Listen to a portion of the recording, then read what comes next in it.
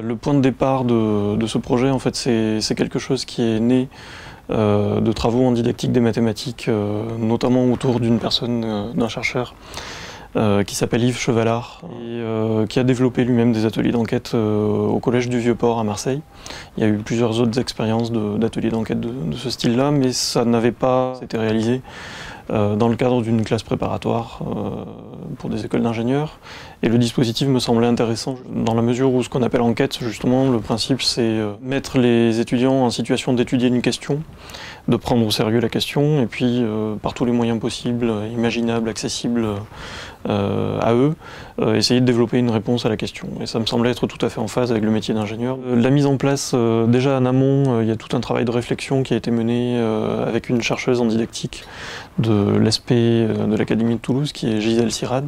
L'idée, ça a été de construire des questions, donc ça a l'air bête de poser une question, mais poser une question qui permette ensuite de développer un travail sur une quinzaine de séances d'1h30, c'est pas simple. L'atelier démarre comme ça, c'est-à-dire le professeur, en l'occurrence moi, pose une question à un groupe d'une vingtaine d'étudiants, en leur expliquant qu'ils auront 15 séances pour produire une réponse. On a choisi 2 questions qu'on a posées à 2 groupes de TD à chaque fois, donc en tout il y a 4 groupes de TD de 25 étudiants. La première question portait sur les logiciels de retouche photo, donc c'était certains logiciels permettent d'améliorer la netteté des photos, comment ils font. Et la deuxième question, c'était certains téléphones portables ne se mettent pas en veille tant qu'on les regarde, comment est-ce possible?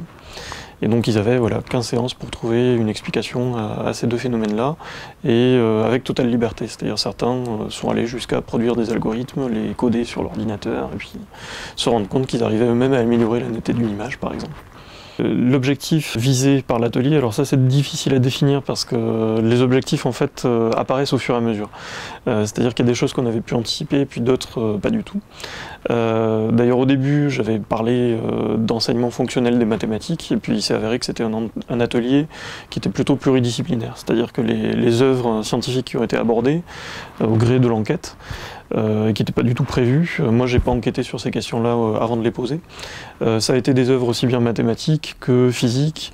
Ils ont été aussi confrontés à de l'électronique, de l'optique, mais aussi des choses plus inattendues pour moi, bien qu'à la fois on aurait pu les prévoir. Par exemple, ils sont tombés très souvent sur des ressources en anglais.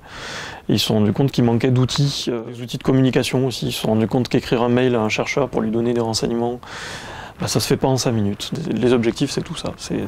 C'est mettre dans une situation réaliste où on se rend compte qu'on n'a pas juste besoin de maths, mais de plein de choses qui forment un tout cohérent, et on ne peut pas faire des maths sans l'anglais, et on ne peut pas faire de l'anglais scientifique sans avoir un objectif mathématique, par exemple, dessous.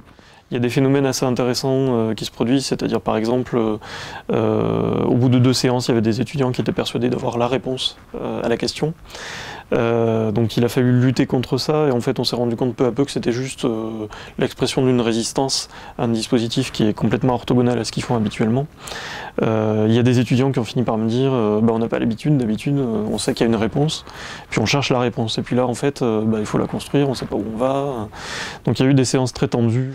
Et puis après, passer ces résistances-là, il y a d'autres phénomènes intéressants qui apparaissent, c'est-à-dire des phénomènes d'auto-organisation. C'est-à-dire je les ai laissés totalement libres de naviguer comme ils le souhaitaient.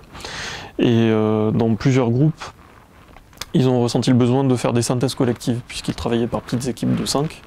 Et il y a eu des moments où ils se sont tous réunis pour partager ce qu'ils avaient élaboré, etc. Donc ça, c'est des phénomènes assez intéressants qu'on voit peu dans des classes normales. Là, il y a quelque chose de... je parlais d'approche fonctionnelle des mathématiques. Là, ça va au-delà, c'est une approche fonctionnelle de l'étude. C'est-à-dire on étudie comme on étudie dans la vraie vie, quand on est ingénieur, quand on est technicien.